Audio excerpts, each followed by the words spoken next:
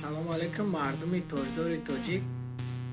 Ба фикри ман дар ҳар яки мову шумо як расм омад дар социални сет, дар Viber, дар Imo ва ғайраҳо, дар Instagram ки имшаб гӯё дар шаҳри Душанбе тавассути чархболҳо маҳлули антисептикӣ аз болои мо пӯшида мешавад. Илтимос дару тезаҳои худро маҳкам намоед, ин намоед, вай намоед.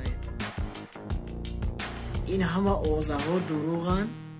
ин як гӯем бизнеси шахсӣ ҳисоб мешавад. ба ҳар як гуфтаҳо бовар накунед.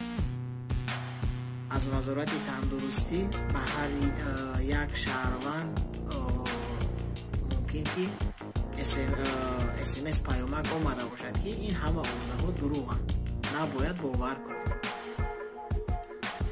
боқи худоҳофиз.